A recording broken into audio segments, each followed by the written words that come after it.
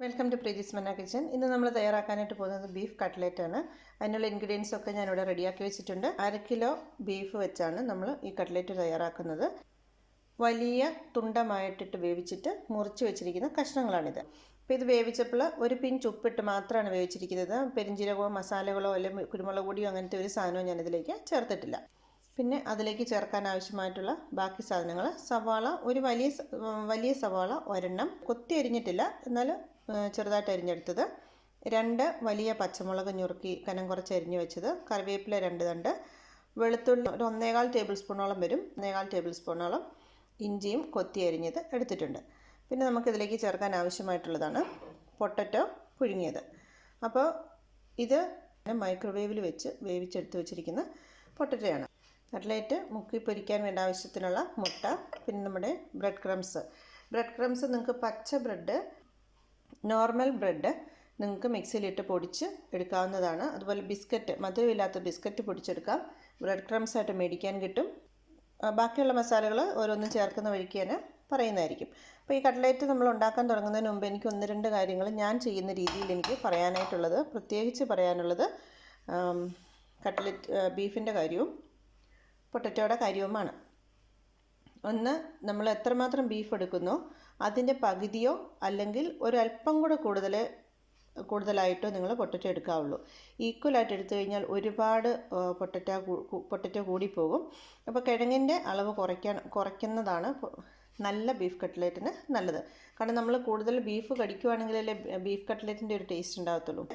ഒന്ന് കുഴച്ചെടുക്കാൻ പാകത്തിന് ഉള്ള പൊട്ടറ്റോയുടെ ആവശ്യമേ ഉള്ളൂ. അളവ് കൂട്ടാൻ വേണ്ടിയിട്ട് നമ്മൾ ഒരിക്കലും പൊട്ടറ്റോ കൂടുതൽ ചേർക്കരുത്. ഇതിപ്പോൾ ഞാൻ 1/2 കിലോയ്ക്ക് ഈ ഒരു പൊട്ടറ്റോയാണ് എടുത്ത് വെച്ചിരിക്കുന്നത്. ഒരെണ്ണം കൂടെ റെഡിയാക്കി വെച്ചിട്ടുണ്ട്. പക്ഷേ ഇത് രണ്ടും കൂടെ ഒന്നിച്ച് മൊത്തം ഞാൻ ചേർക്കില്ല. ഇൻ കേസ് ഇത് മിക്സ് ചെയ്യുന്ന സമയത്ത് ഒരല്പം കൂടെ ആവശ്യമുണ്ടെങ്കിൽ എനിക്ക് എടുക്കാൻ വേണ്ടിയിട്ട് മാത്രം ഞാൻ വെച്ചിരിക്കുന്നതാണ്. അത് നിങ്ങളോട് ഞാൻ പറയുന്നതായിരിക്കും. അപ്പോൾ പൊട്ടറ്റോ ഒത്തിരി കൂടിപ്പോകാൻ പാടില്ല. രണ്ടാമത് ഒരു കാര്യം പൊട്ടറ്റോയെക്കുറിച്ച് പറയാനുള്ളത്, നിങ്ങൾ കട്ട്ലേറ്റ് ഉണ്ടാക്കുന്നതിന് മുൻപ് നേരത്തെ തന്നെ പൊട്ടറ്റോ പുഴുങ്ങി തണുക്കാനായിട്ട് വെക്കണം. നന്നായിട്ട് വേവിച്ച് തണുക്കാനായിട്ട് വെക്കുക. അപ്പോൾ നമ്മൾ മൈക്രോവേവിൽ വെച്ച് ഇങ്ങനെ വേവിച്ചെടുക്കുമ്പോൾ വെള്ളത്തിൻ്റെ ഒരു അംശം പോലും നമ്മുടെ ഈ പൊട്ടറ്റോയിൽ ഉണ്ടാവില്ല. അതാണ് അതിൻ്റെ ഏറ്റവും വലിയ ഗുണം. ഇത് കണ്ടോ, നന്നായിട്ട് വെന്ത് നല്ല പൊടിഞ്ഞിരിക്കുന്ന പൊട്ടറ്റോയാണ്. ബീഫിൻ്റെ കാര്യം പറഞ്ഞാലും ബീഫ് നമ്മൾ കുറച്ച് വലിയ കഷ്ണങ്ങളാക്കിയിട്ട് വേവിക്കാനായിട്ട് ശ്രദ്ധിക്കുക.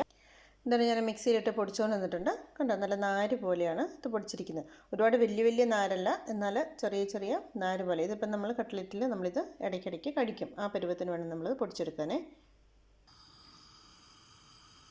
അപ്പം ഞാനിവിടെ പാൻ ഓണാക്കി വെച്ചിട്ടുണ്ട്. ഒരു 4 ടേബിൾ സ്പൂണോളം എണ്ണ ഒഴിക്കാം.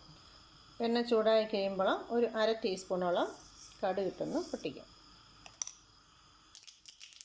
അപ്പോൾ ഇതിൻ്റെ കടുക് പൊട്ടിക്കൊണ്ടിരിക്കുന്നു. ആ കൂട്ടത്തിൽ നമുക്ക് നമ്മുടെ പച്ചമുളക്, കറിവേപ്പില, ഇഞ്ചി, വെളുത്തുള്ളി ഇത്രയും മൂപ്പിക്കാം.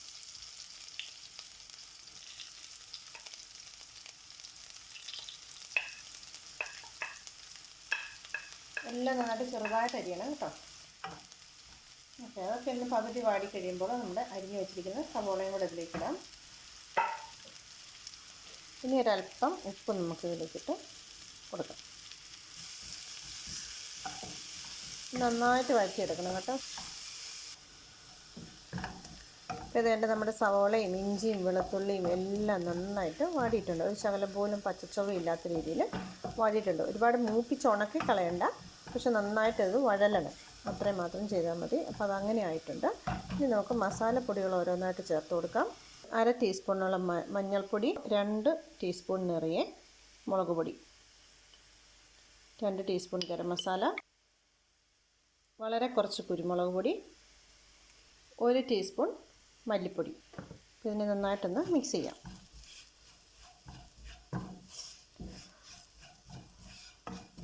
അപ്പോൾ ഇങ്ങനെ മൂത്തിരിക്കുന്ന ഈ മസാലയിലേക്ക് നമ്മൾ ചതച്ച് വെച്ചിരിക്കുന്ന അല്ലെങ്കിൽ പൊടിച്ച് വെച്ചിരിക്കുന്ന മീറ്റ് ഇടാം. ഇതെല്ലാം നന്നായിട്ട് മിക്സ് ചെയ്യുക. എണ്ണ നന്നായിട്ട് ചേർത്ത് കുഴഞ്ഞിരിക്കണമെന്നുണ്ടെങ്കിൽ എണ്ണയേറെ ചേർക്കാം. ഞാൻ വളരെ കുറച്ചാണ് എണ്ണ ഇതിലേക്ക് ചേർത്തിരിക്കുന്നത്, അതുകൊണ്ടാണ് ഇങ്ങനെ ഡ്രൈ ആയിട്ടിരിക്കുന്നത്. പിന്നെ ഈ സമയത്ത് മസാലയുടെ ടേസ്റ്റ് നോക്കണം, ഉപ്പ് നോക്കണം. അപ്പോൾ ഞാനിതെല്ലാം നന്നായിട്ട് മിക്സ് ചെയ്ത് ടേസ്റ്റൊക്കെ നോക്കിയപ്പം ഉപ്പ് ഇച്ചിരി കുറവായിരുന്നു, ഉപ്പ് ഞാൻ ചേർത്തു. അതുപോലെ തന്നെ ഗരം മസാലയുടെ അളവ് ഒരു ശകലം കുറവാണ്. ഇപ്പോൾ ഒരു 1/2 ടീസ്പൂണും കൂടെ ഗരം മസാല ഞാൻ ഇതിലേക്ക് ചേർത്തു. കാരണം നമ്മളിനി പൊട്ടറ്റോയും കൂടെ ഒക്കെ ചേർക്കാൻ പോകുന്നതല്ലേ. എരിവൊക്കെ പാകമാണ്. നിങ്ങൾക്ക് ഇതിന് പകരം മീറ്റ് മസാല ചേർക്കണമെങ്കിൽ അത് ചേർത്താലും മതി, ഏതായാലും കുഴപ്പമില്ല. പിന്നെ ഇങ്ങനെ ഇറച്ചി കടിക്കുന്നത് ഇഷ്ടമില്ലാത്തവർക്ക് പൊടിച്ചെടുക്കണമെങ്കിൽ അതും ആകാം. അപ്പോൾ ഇത് നന്നായിട്ട് റെഡി ആയിട്ടുണ്ട്. ഇനി നമുക്ക് ബാക്കി മിക്സിങ് എല്ലാം കൂടെ ചേർത്ത് കുഴച്ചെടുക്കാമേ. തീ ഓഫ് ചെയ്തു. നമ്മുടെ ഇറച്ചി കൂട്ടിനെ ഞാൻ ഒരു പാത്രത്തിലേക്ക് മാറ്റുകയാണ്. അപ്പോൾ നമ്മുടെ പൊട്ടറ്റോ ഇനി ഇതിലേക്ക് നമുക്ക് മിക്സ് ചെയ്യാം. അപ്പോൾ ഇതുണ്ട് നന്നായിട്ട് പൊടിഞ്ഞ് വരണം. അപ്പം നമ്മൾ നനവുള്ള പൊട്ടറ്റോ ആണെന്നുണ്ടെങ്കിൽ ഇത് ഇങ്ങനെ പൊടിയല്ല വരുന്നത്, അളിഞ്ഞിരിക്കും. അപ്പോൾ അതുകൊണ്ട് ആ വെള്ളമയം വരാതിരിക്കാൻ വേണ്ടിയിട്ട് നേരത്തെ തന്നെ പുഴുങ്ങി റെഡിയാക്കി വയ്ക്കുക. അല്ലെങ്കിൽ മൈക്രോവേവിൽ എടുക്കുകയാണെന്നുണ്ടെങ്കിൽ ഇതുപോലെ നല്ല പൊട്ടറ്റോ എടുക്കണം. മൈക്രോവേവിൽ നമ്മൾ വേവിക്കുമ്പോഴത്തെ ഗുണം ഒട്ടും വെള്ളമയം ഉണ്ടാവില്ല. അപ്പോൾ അതാണ്. അപ്പോൾ ഈ ഒരു പൊട്ടറ്റോയും കൊണ്ട് ഇതിനകത്ത് പോരാ, ബാക്കിയും കൂടെ മറ്റേതും കൂടെ നമ്മൾ ചേർക്കേണ്ടി വരും. അപ്പോൾ ഈ കട്ട്ലറ്റിൻ്റെ കൂട്ട് നിങ്ങൾ കാണുമ്പോൾ നിങ്ങളൊരു കാര്യം ശ്രദ്ധിക്കണം. എൻ്റെ കയ്യിൽ ഒരല്പം പോലും എണ്ണ പറ്റിയിട്ടില്ല. കാരണം ഞാൻ വളരെ കുറച്ച് എണ്ണ ഉപയോഗിച്ചാണ് ഇത് ചെയ്തെടുത്തിരിക്കുന്നത്. അതുപോലെ തന്നെ ഉണങ്ങിയ, അതായത് നനവില്ലാത്ത ഇറച്ചി പൊടിച്ചെടുത്തതുകൊണ്ടും നനവില്ലാത്ത പൊട്ടറ്റോ ഉപയോഗിച്ചതുകൊണ്ടും ഇത് നല്ല ഡ്രൈ ആയിട്ടാണ് ഇരിക്കുന്നത്. അപ്പോൾ പൊട്ടറ്റോയും ഇറച്ചിയും നേരത്തെ റെഡിയാക്കി വെക്കാനായിട്ട് ശ്രമിക്കുക. അപ്പോൾ ഈ രണ്ടാമത്തെ പൊട്ടറ്റോയുടെ ഒരു 1/4 ഭാഗം കൂടെ ഞാൻ ഇതിലേക്ക് ചേർക്കുവാണേ. അപ്പോൾ നമ്മുടെ കട്ട്ലേറ്റിനുള്ള കൂട്ട് ഇവിടെ റെഡിയായി കഴിഞ്ഞു. ഇനി നമുക്ക് ഓരോ ബോൾ ഉണ്ടാക്കി അതിനെ ഷേപ്പിൽ നിങ്ങൾക്ക് ഇഷ്ടമുള്ള ഷേപ്പിലെടുക്കാം. അപ്പോൾ ഇത് കണ്ടല്ലോ, നല്ല മുറുകിയാണ് ഞാൻ ഉണ്ടാക്കി വെച്ചിരിക്കുന്ന കൂട്ടിരിക്കുന്നത്. ഇനി കയ്യിലൊരു ഉരുള എടുക്കുക.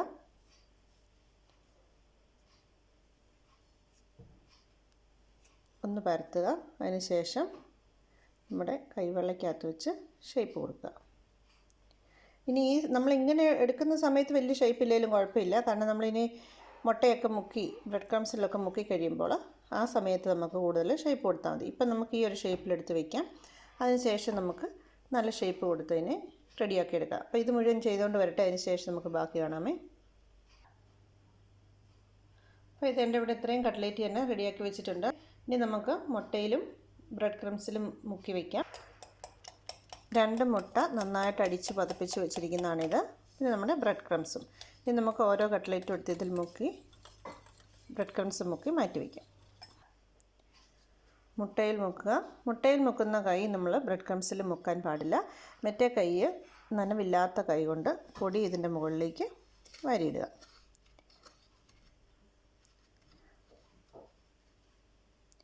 അതിനെ മാറ്റി വയ്ക്കാം. അതുപോലെ ബാക്കി മുഴുവൻ നമുക്ക് ചെയ്തെടുക്കണേ.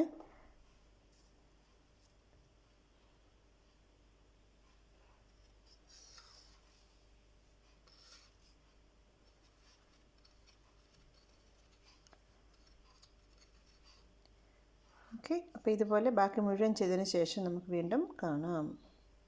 ഞാനിവിടെ കട്ട്ലേറ്റ് എല്ലാം ഞാൻ ബ്രെഡ് ക്രംസിൽ പുരട്ടി കഴിഞ്ഞേ. പക്ഷെ ഞാനിതിന് ഡബിൾ കോട്ടിംഗ് ആണ് കൊടുക്കുന്നത്. ഇത് നമ്മുടെ സിംഗിൾ കോട്ടിംഗ് ആണ്. അത് പുരട്ടി കഴിഞ്ഞതിന് ശേഷം മുഴുവനും ഒന്നും കൂടെ എടുത്ത് വീണ്ടും മുട്ടയിൽ മുക്കുക. വീണ്ടും നമ്മുടെ ബ്രെഡ് ക്രംസിൽ മുക്കി എടുക്കുന്നതാണ് ഡബിൾ കോട്ടിങ്. ഇതാണ് ഡബിൾ കോട്ടിങ്. അപ്പോൾ ഇങ്ങനെ ബാക്കി മുഴുവൻ കട്ട്ലേറ്റും കൂടെ ഞാൻ ചെയ്തിട്ടുണ്ട്. ഇനി നമുക്കൊന്ന് ഫ്രൈ ചെയ്തെടുക്കാം എല്ലാം കൂടെ. അപ്പോൾ തന്നെ ഡബിൾ കോട്ടിങ്ങും ചെയ്ത് നമ്മുടെ കട്ട്ലേറ്റിനെ നമ്മളിങ്ങനെ വെച്ചിരിക്കുവാണേ. ഇനി നമുക്ക് ഷേപ്പ് ഇല്ലാത്ത കട്ട്ലേറ്റൊക്കെ ഉണ്ടല്ലോ, ഇങ്ങനെ എടുത്ത് കൈ കൊണ്ടൊന്ന് ഒതുക്കി ഷേപ്പ് വരുത്തുക. ഇനി ഒന്നും സംഭവിക്കില്ല കേട്ടോ, ഇത് പൊട്ടിപ്പോകുന്നു. അതേസമയം നിങ്ങൾ ഒത്തിരി അകത്ത് ലൂസായിട്ടിരിക്കുന്നതാണെങ്കിൽ പൊട്ടിപ്പോവും. ഇതിപ്പോൾ നല്ല ഡ്രൈ ആയിട്ടിരിക്കുന്ന സാധനമല്ലേ, ഇതൊട്ടും പൊട്ടിപ്പോകത്തില്ല. ഷേപ്പ് നിങ്ങൾ വരുത്തിക്കൊള്ളുക. ഇത് നമുക്ക് ഫ്രീസ് ചെയ്ത് വയ്ക്കാം. ഇങ്ങനെ തന്നെ റെഡിയാക്കി നിങ്ങൾക്ക് പ്ലാസ്റ്റിക് കൂട്ടിനകത്താക്കി ഫ്രീസ് ചെയ്ത് വയ്ക്കാം. ഒരു 6 മാസമൊക്കെ സുഖമായിട്ട് അവിടെ ഇരുന്നോളും. നിങ്ങൾക്ക് ആവശ്യമുള്ള സമയത്തെടുത്ത് വറുത്തെടുത്താൽ മാത്രം മതി. കട്ട്ലേറ്റ് ഉണ്ടാക്കാനുള്ള എണ്ണ ഞാൻ പാത്രത്തിലേക്ക് ഒഴിച്ചു, ചൂടാവട്ടെ. ഇതിൻ്റെ എണ്ണ നന്നായിട്ട് ചൂടായിട്ടിരിപ്പുണ്ട്. നമുക്ക് കട്ട്ലേറ്റ് ഓരോന്നായിട്ടിട്ട് പൊരിച്ചെടുക്കാം. നല്ല ചൂടായ എണ്ണയിലേക്ക് വേണം ഇങ്ങോട്ട് ഇടാനായിട്ട്. ചൂടില്ലാന്നുണ്ടെങ്കിൽ പെട്ടെന്ന് തന്നെ കട്ട്ലേറ്റ് പൊട്ടിപ്പോവും. പൊട്ടിക്കഴിഞ്ഞാൽ നമുക്ക് പിന്നെ എണ്ണ മാറ്റേണ്ടതായിട്ട് വരും. അതുപോലെ തന്നെ കട്ട്ലേറ്റ് മുങ്ങി കിടന്ന് വേണം വറുത്തെടുക്കാൻ. അപ്പോൾ ഇതായിട്ടുണ്ട്, നമുക്ക് കോരിയെടുക്കാം. നമുക്കറിയാം ഏത് സാധനവും ഫ്രൈ ചെയ്തത് നമ്മൾ എടുത്തു കഴിഞ്ഞേച്ച് ഇരുന്ന് കുറച്ചും കൂടെ മൊരിയും. അപ്പോൾ അതിനനുസരിച്ച് വേണം നമ്മളിതിൻ്റെ കളറൊക്കെ നോക്കിയെടുക്കാനായിട്ട്.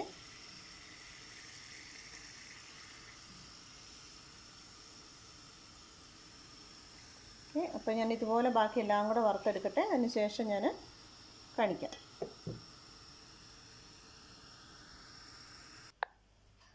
അപ്പോൾ നമ്മുടെ കട്ട്ലേറ്റ് ഞാനിവിടെ റെഡിയാക്കി വെച്ചിട്ടുണ്ട്. അപ്പോൾ നമുക്ക് ആ കൂട്ടത്തിൽ അതിൻ്റെ സൈഡ് ഡിഷായിട്ട് നമ്മൾ വയ്ക്കുന്നത് ചള്ളാസാണ്. ഈ ചള്ളാസെന്നോ സർലാസെന്നോ ഒക്കെ പറയും, ഞങ്ങളൊക്കെ ചള്ളാസ് എന്ന് പറയും കേട്ടോ. നന്നായിട്ട് കനം കുറച്ച് സവാള അരിയണം. കുറച്ച് ഉപ്പ് അതിലേക്ക് ഇടണം, ഒത്തിരി ഇടണ്ട, കുറച്ച് ഉപ്പിടുക. നന്നായിട്ട് കൈകൊണ്ട് തിരുമ്മി ഇതുണ്ട് സവാളയിൽ നിന്ന് വീഴുന്ന ഈ നീര് നമ്മൾ കളയണം. അങ്ങനെ സവാള നന്നായിട്ട് പിഴിഞ്ഞ് മാറ്റി എടുക്കണം. അപ്പോൾ ഇതായിട്ട് നമ്മുടെ സവാള നന്നായിട്ട് പിഴിഞ്ഞെടുത്ത് ഞാനിവിടെ വെച്ചിട്ടുണ്ട്. അപ്പോൾ ഇതിപ്പോൾ നല്ല പിഞ്ച് സവാളയാണ്. അപ്പോൾ നല്ല ഇതിൻ്റെ നീരെല്ലാം പിഴിഞ്ഞ് കഴിഞ്ഞപ്പോൾ ഇതിന് കുഴപ്പമില്ല, ഇങ്ങനെ നന്നായിട്ടിരിക്കുന്നു. ഇനി ചില വലിയ സവാളകളൊക്കെ നമ്മൾ ഇതുപോലെ അരിഞ്ഞ് പിഴിഞ്ഞെടുക്കുന്ന സമയത്തുണ്ടല്ലോ, അതിൽ നിന്ന് കൊഴുത്ത ജ്യൂസായിരിക്കും വരുന്നത്. അപ്പോൾ അത് നമ്മുടെ ഈ ചള്ളാസിന് നല്ലതല്ല. അപ്പോൾ അത് നിങ്ങൾ എന്നാ ചെയ്യണമെന്ന് വെച്ചാൽ നന്നായിട്ട് തിരുമ്മിയതിന് ശേഷം വെള്ളം ഒഴിച്ച്, നല്ല തണുത്ത വെള്ളം ഒഴിച്ച് കഴുകിയെടുക്കണം. അന്നേരം നമുക്ക് നന്നായിട്ട് സവാള കിട്ടും. അപ്പോൾ ഇനി നമുക്കിതിലേക്ക് ആവശ്യമുള്ളത് എന്നറിയാമോ? പച്ചമുളക്, കുറച്ച് പച്ചമുളക്. നമ്മൾ എത്ര സവാള എടുക്കുന്നോ അതിനനുസരിച്ച് ഇടുക. ഇതിപ്പോൾ ഒരു ചെറിയ പച്ചമുളക് കനം കുറച്ച് അരിഞ്ഞതാണ്. പിന്നെ ചേർക്കാനുള്ളതാണ് വിനെഗർ. ഇതിനാവശ്യത്തിന് പുളി കിട്ടണം, അതിനുള്ള വിനെഗർ. കുറച്ചേ ചേർക്കാവുള്ളൂ, ഒത്തിരി വിനെഗറിയുടെ ടേസ്റ്റ് ഒന്നും വരാൻ പാടില്ല.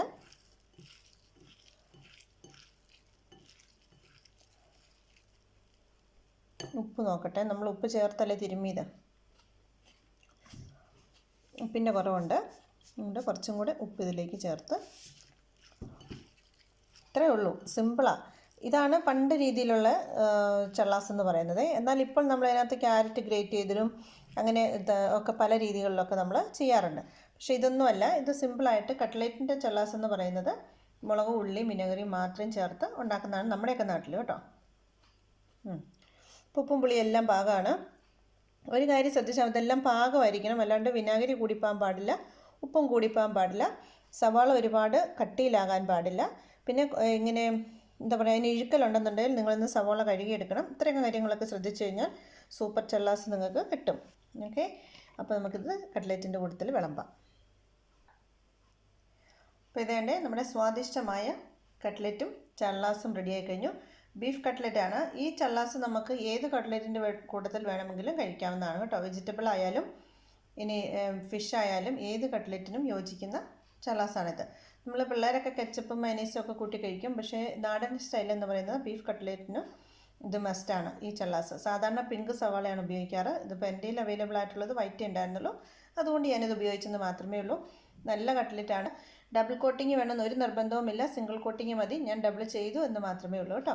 എൻ്റെ ചാനൽ നിങ്ങൾ സബ്സ്ക്രൈബ് ചെയ്യാത്തവർ പ്ലീസ് നിങ്ങൾ സബ്സ്ക്രൈബ് ചെയ്യുക, ലൈക്ക് ചെയ്യാനും ഷെയർ ചെയ്യാനും മറക്കരുത്.